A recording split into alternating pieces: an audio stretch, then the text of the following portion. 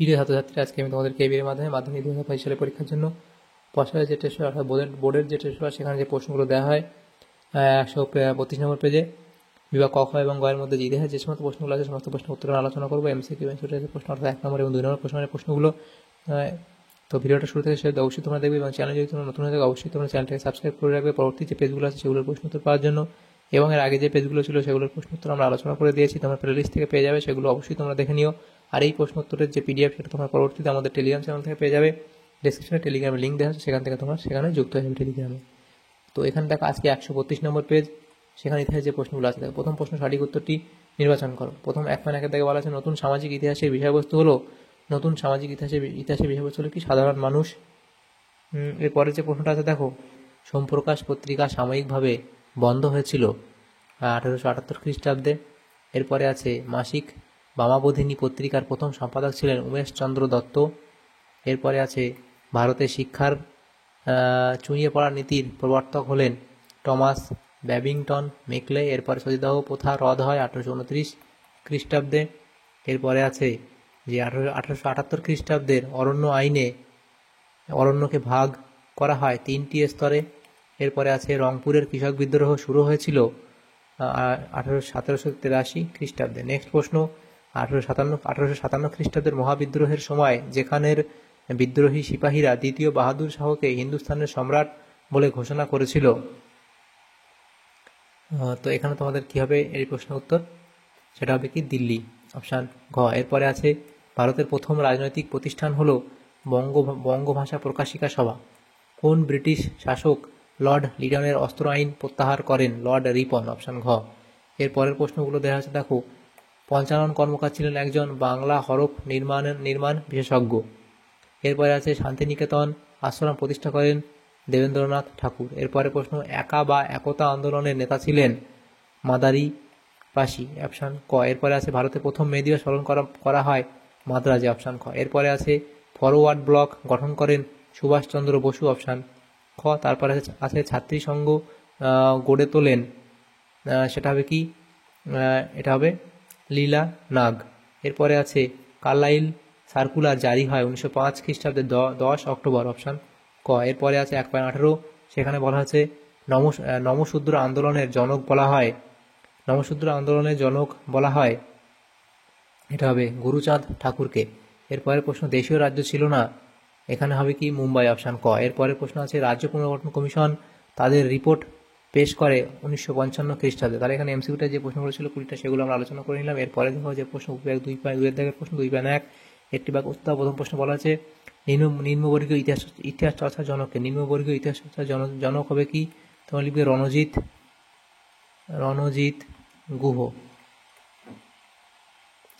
Guha. Next যে প্রশ্নগুলো আছে দেখো 2.1.2 এর যে প্রশ্ন সেখানে বলা হয়েছে যে বাংলা ভাষায়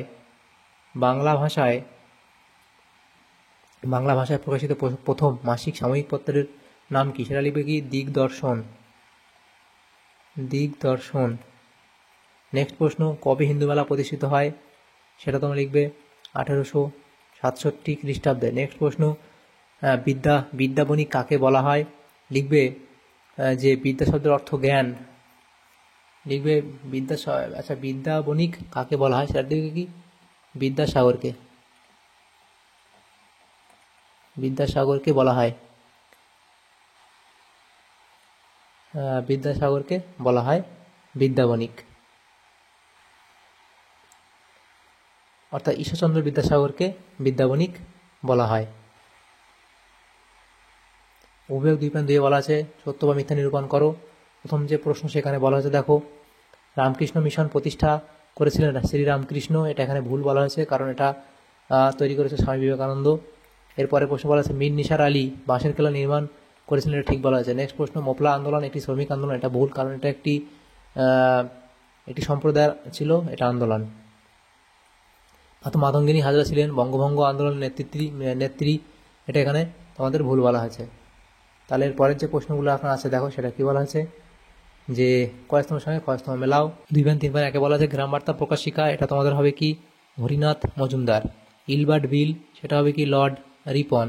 চম্পারণ আন্দোলন, সেটা হবে মহাত্মা গান্ধী এবং বাংলা অসহযোগ আন্দোলন, সেটা হবে কি বীরেন্দ্রনাথ শ্বাসমূল। তাহলে এভাবে কয়স্তম তোমরা মিলিয়ে নেবে। এরপরে যে প্রশ্নগুলো আছে উপবিভাগ 2.4, সেখানে আমরা আলোচনা করবো না, সেগুলো ম্যাপ পয়েন্ট নিয়েছিল, আমরা চলে আসবো 2.5-এ।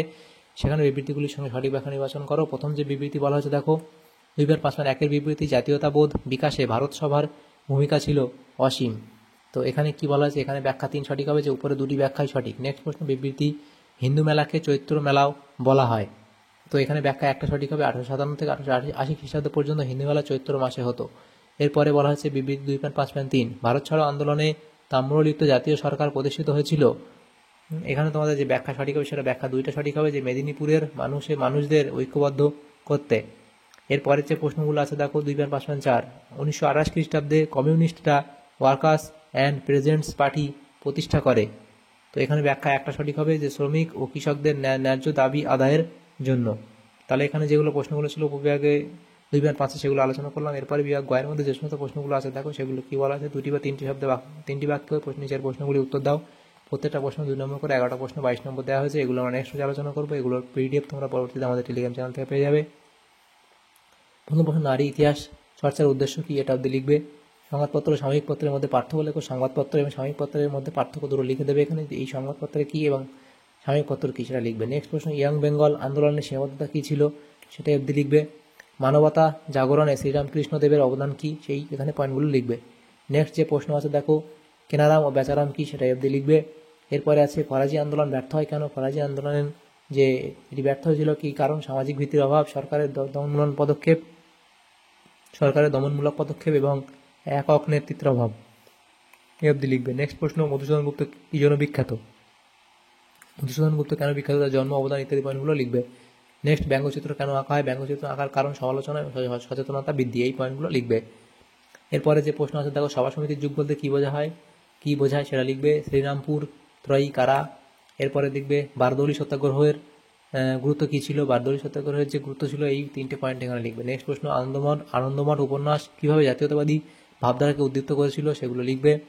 এরপরের যে প্রশ্নগুলো আছে দেখো সেটা বলা আছে 3.13, বঙ্গভঙ্গ আন্দোলনে অংশগ্রহণকারী নারীদের অংশগ্রহণের প্রকৃতি কেমন ছিল, এই অবধি লিখবে। নেক্সট প্রশ্ন, রশিদ আলী দিবসের তাৎপর্য কী, রশিদ আলী দিবসের যে তাৎপর্য সেটা এই অবধি লিখবে।